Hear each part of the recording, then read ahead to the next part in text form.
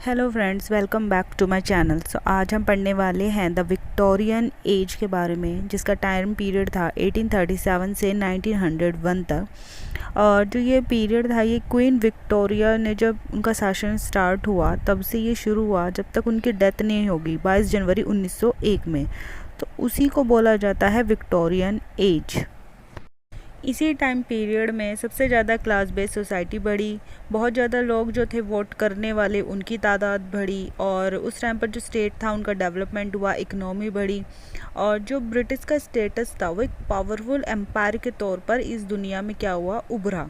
और उस टाइम पर दो तरह की पार्टियाँ थी, एक विग्स लिबरल और दूसरी थी कंजर्वेटिव, और एक और बनी the labour party.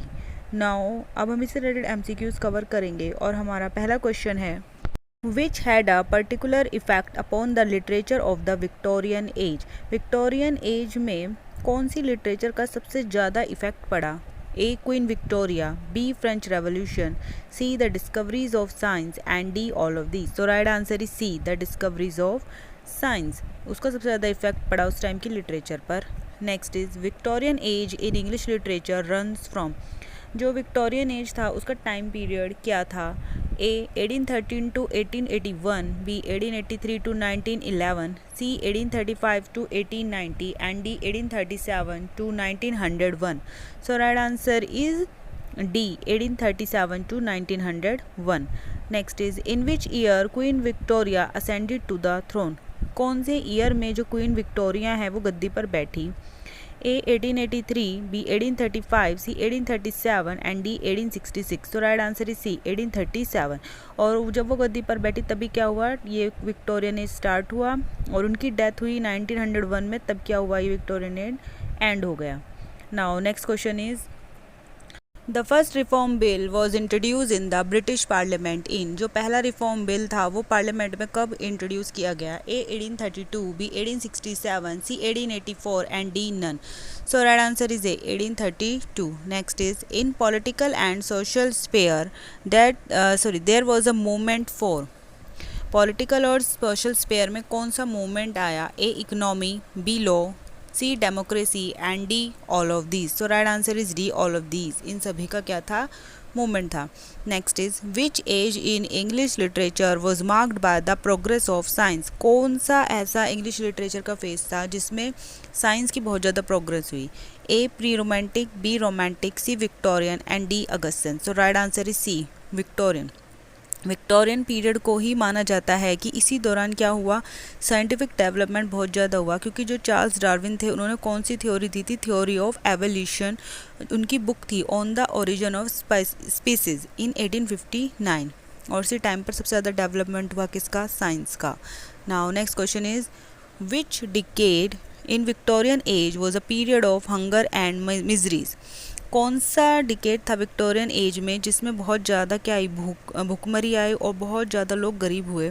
A 30s, B 40s, C 50s, and D 60s। So right answer is B, 40s। Victorian period में 1840 में एक बहुत ज़्यादा बुरा समय आया वर्कर्स के लिए। वो बहुत ज़्यादा क्या हो गए, गरीब हो गए, और उस समय को बोला गया था hungry 40s। Now next question is the Victorian age was marked by the spirit of. Victorian age को किसकी स्पिरिट के तौर पर जाना जाता है? A inquiry, B criticism, C religious uncertainty, and D all of these. So right answer is D, all of these. इन सभी की क्या है, स्पिरिट को माना जाता है। Next question is in England which material application of science is found in Victorian age? A railways, B stamp ship, C telegraph, and D all of these. So right answer is D, all of these. ये सभी क्या हैं, उस time में पाए जाते हैं। Now next question is who gave the theory of evolution. किसने एवोल्यूशन की थ्योरी दी थी? A Charles Lamb, B Jane Austen, C Charles Darwin, and D Matthew Arnold. So right answer is C, Charles Darwin. Charles Darwin ने ही इस दौरान क्या दी थी, थ्योरी ऑफ एवोल्यूशन दी थी, जिसकी वजह से किसमें डेवलपमेंट हुआ था, साइंस में बहुत ज़्यादा डेवलपमेंट हुआ था। Next is who wrote these lines. ये लाइन किसने लिखी है? Wandering between two worlds, one dead, the other powerless to be born. A Keats, B Browning, C Tennyson, and D Matthew Arnold. So right answer is D, Matthew Arnold. Matthew Arnold ने ही क्या लिखी है, poem की ये line है, उनके द्वारा ही ये लिखी गई थी। और ये विक्टोरियन टाइम के बहुत ज़्यादा क्या माने गए, सबसे बड़े क्रिटिक माने गए हैं। Now next question is who wrote the essay the study of poetry. The study of poetry किसने लिखी है? A Matthew Arnold, B Shelley, C Tennyson and D John Ruskin. So right answer is A Matthew Arnold. ये Matthew Arnold के द्वारा ही लिखी गई है। Now our next question is in which age of English literature pre-Raphaelite movement, the Oxford movement and the aesthetic movement started। कौन सी age में इंग्लिश लिटरेचर के ये सारे मूवमेंट जो हैं स्टार्ट हुए?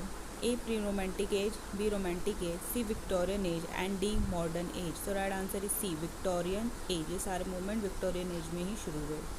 Next is which Victorian poets gave moral message to instruct the world. कौन से विक्टोरियन पोएट ने एक मॉरल मैसेज दिया इस वर्ल्ड को इंस्ट्रक्ट करने के लिए? A Tennyson, B Browning, C Ruskin and D all of these. So right answer is D all of these. इन सभी ने क्या दिए हैं? मॉरल मैसेज दिए हैं। Next is which Victorian writer is called optimist. कौन सा विक्टोरियन राइटर है जिसे आशावादी बोला गया है? A Hardy, B Browning, C Ruskin and D Tennyson. So right answer is B Browning. Browning को क्या बोला गया है? ऑप्टिमिस्ट या फिर आशावादी राइटर बोला गया है। कौन से एरा में? विक्टोरियन एरा में।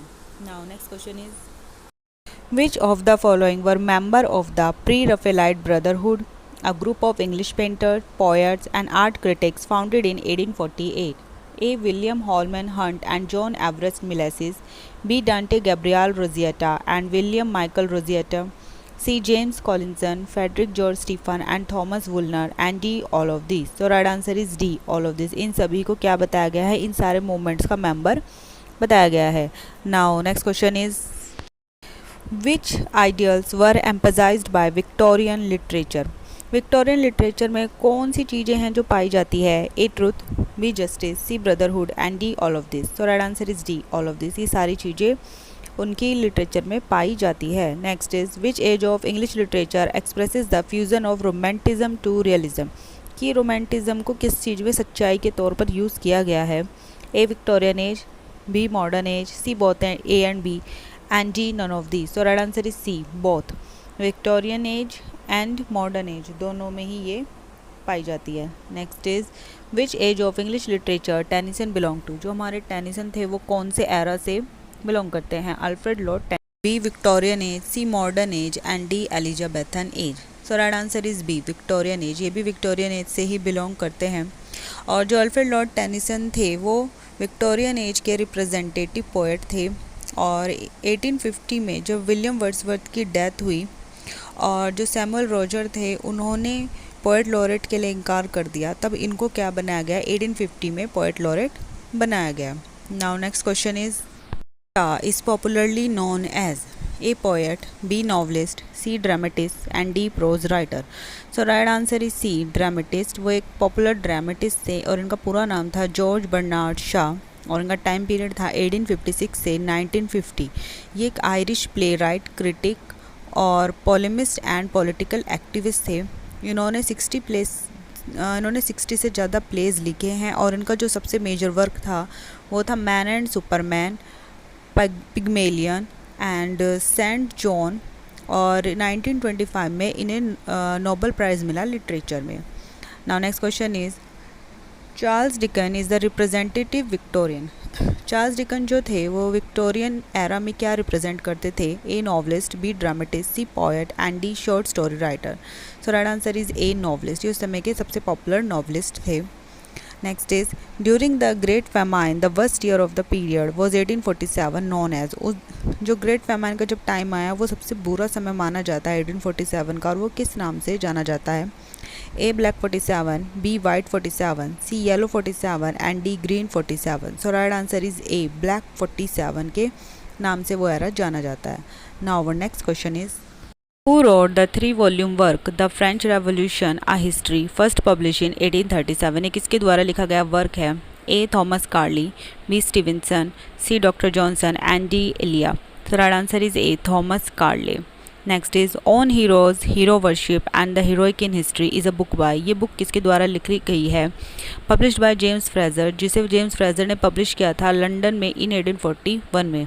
A. Thomas Carlyle, B. Stevenson, C. Dr. Johnson and D. Ilya. So right answer is A. Thomas Carlyle. ये तीनों बुक थॉमस कार्ली के द्वारा लिखी गई है. Now our next question is Who wrote the essay A Night Among the Pines? ये essay किसने लिखा है? A. Carlyle, B. Addison, C. Ilya and D. R.L. Stevenson. So right answer is D. R.L. Stevenson ने लिखा है. Next is who wrote the essay an apology for idlers? ये किसने लिखा है? A. Addison, B. Goldsmith, C. Steele and D. Stevenson. So right answer is D. Stevenson. Next which poet of Victorian age combine the romantic spirit with the spirit of social reform? कौन सा Victorian age का poet है जिसने romantic spirit को spirit of social reform से जोड़ा? A. Browning, B. Tennyson, C. Lamb and D. Arnold. So right answer is B. Tennyson. ऐसा Tennyson ने किया. Next is which poet of Victorian age is called poet of hope? उस समय के कौन से पोएट को पोएट ऑफ होप या उम्मीद का पोएट कहा जाता है या उम्मीद का कवि? A. Arnold, B. Tennyson, C. Iliad and D. Robert Browning. So right answer is D. Robert Browning. Robert Browning is called poet of hope. Now our next question is which poem of Arnold is an example of modern sensibility? A. Rugby Chapel, B. Thyrsis, C. Dover Beach and D. The Scholar Gipsy. तो right answer is C. Dover Beach. Dover Beach को क्या बोला गया है? Modern sensibility. Next is which poet is called a bridge between romanticism and modernism? Romanticism और modernism के बीच का पुल किसे कहा गया है? ब्रिज किसे कहा गया है? A. Tennyson, B. Robert Browning, C. Keats and D. Arnold. So right answer is D. Arnold. Arnold को क्या बोला गया है? Bridge between romanticism and modernism. और इन्हीं की जो पोएम थी उसे क्या बोला गया है? Modern sensibility. कौन सी? डवर बीच को. Now our next question is is called the second Shakespeare for his contribution to English drama? किसे सेकंड शेक्सपियर के नाम से भी जाना जाता है? A. Shaw, B. Galsworthy, C. Hardy and D. Mailer. So right answer is A. Shaw. G. B. Shaw को क्या बोला गया है? सेकंड शेक्सपियर बोला गया है. Now next is which genre we find spirit of revolt in Victorian age? कौन से जैनर में हम विक्टोरियन पाते हैं जिसमें रिवॉल्ट की स्पिरिट पाई जाती है? A. Drama, B. Novel, C. Poetry and D. Essay. So right answer is B. Novel. उस समय नॉवल सबसे ज़्यादा फेमस हुई थी तो उसी में स्पिरिट ऑफ रिवॉल्ट भी हमें मिलती है. Next is which Victorian novelist use moral and philosophical tone in novel? कौन सा ऐसा विक्टोरियन नॉवलिस्ट है जिसने मॉरल और फिलोसफिकल टोन दोनों का इस्तेमाल किया नॉवल लिखने में? A. Hardy, B. Thackeray, C. Mailer and D. George Eliot. So right answer is D. George Elliot.